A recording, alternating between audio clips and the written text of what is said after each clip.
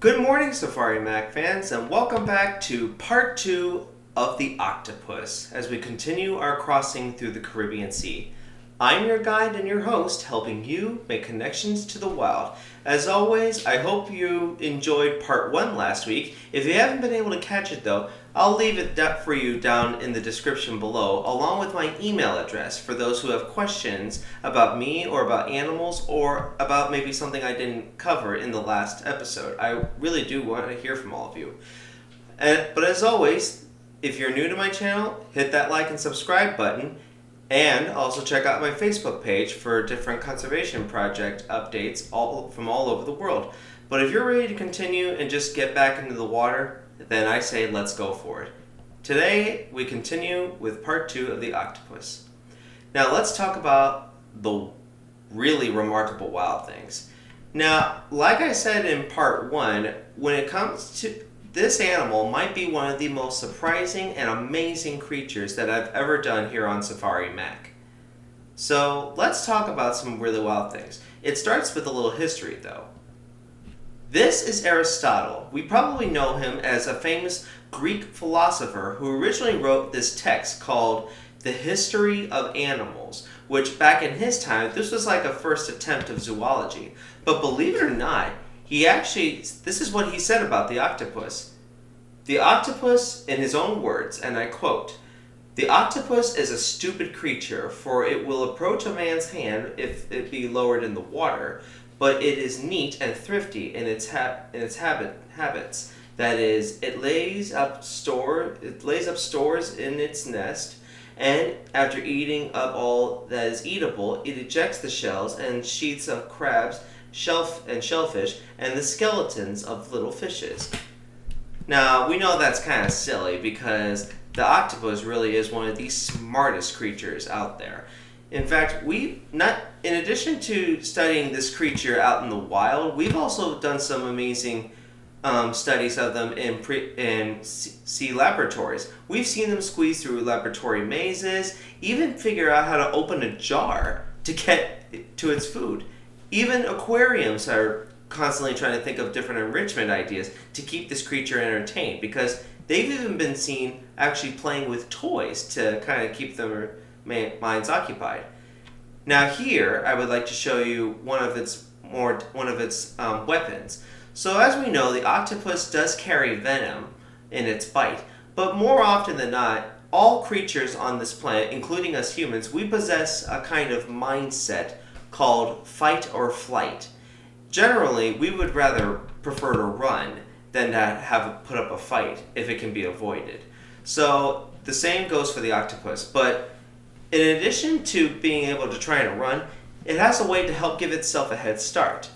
As we know, it spews ink, but what we probably didn't realize was, until further research showed, that the ink itself can actually be physically harmful for predators. If it gets into their eyes, it actually really does hurt them.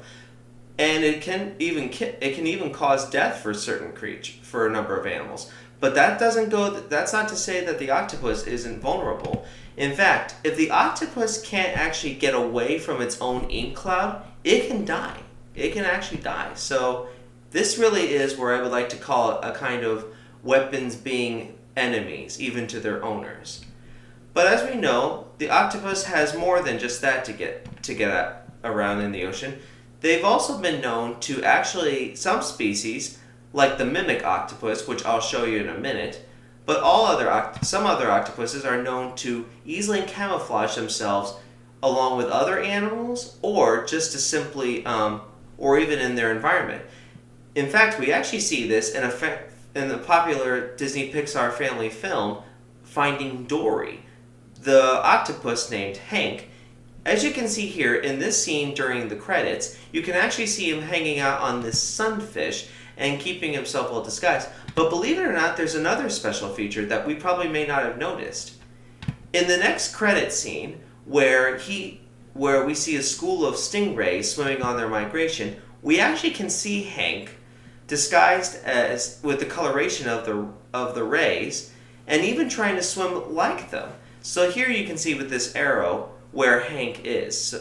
So you can see the coloration underneath. He's got that light color counter shade, and the top color, so that he can easily swim somewhat like them to give other predators the slip. But here is the mimic octopus. This creature can disguise itself as many different forms. Some biologists have seen this creature disguising and even acting itself like the poisonous lionfish, sea snakes, and many other different animals. So this really does showcase how intelligent octopuses really are to get around in their natural world. And there's even another special feature. Here's a special creature called the blue-ringed octopus. Now, despite its beauty, it's actually one of the deadliest of the octopus species. All species of octopus, as I've mentioned, carry a kind of venom. But this guy, if you were to get bit by this creature, the victim will die within a matter of minutes. In fact, its bite is so not that sensitive that it's really that dangerous that you're probably already dead by the time you even realize that you were bitten by this animal. So always, if you're out there in the ocean and if you're diving or swimming around, always use caution from not just sharks but any kind of animal, because you never know what you're going to find out there. Now, unfortunately, despite this creature has been able, as we know, this creature has been able to successfully outmaneuver and adapt to many different challenges throughout its long history on Earth. It survived many different extinctions, and yet in today's society, it's facing a problem. Now, it's facing problems. Now, as it turns out, we actually have no idea where the octopus stands in terms of being endangered or not. We really don't know. What we can pretty much figure out, though, for sure, is that they are probably facing a lot of problems due to climate change, as well as overfishing from us taking their food supply or us overfishing them, as well as marine pollution, which can damage their homes and create problems for them.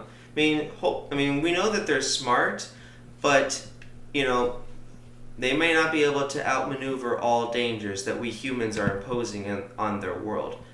Believe it or not, even as we eat octopus, there's a big debate right now whether we should be eating another intelligent creature or not. It's a little debatable, pretty debatable. Thankfully, though, as we know, despite all these challenges, what happens in our world is greatly affected by our choices. Each and every single one of you can make a difference.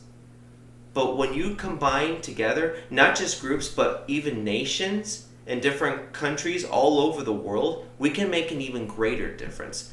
Even if you're not living along the coasts or near the oceans, if you're living inland, your choice affects the planet. So how can we help the octopus? Well, we need to be more conscious about what creatures we're eating.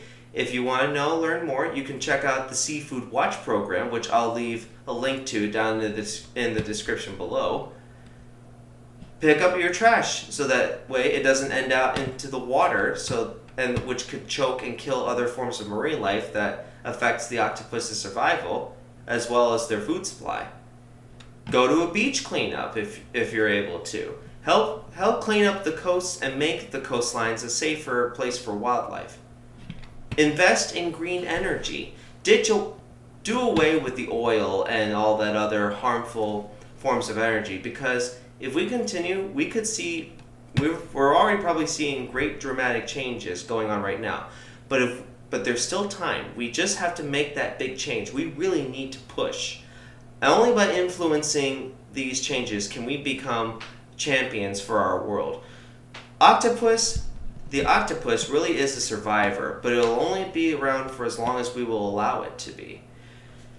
Anyway, that's all I have for this special creature. So I would like to thank all of you for joining me as we uncovered our first Caribbean ocean animal, sea, as well as an animal that we find all over the world. Be sure to join me next week in the Caribbean as we uncover the coral reefs. But until then, this is Safari Mack, and I'll see you all out there.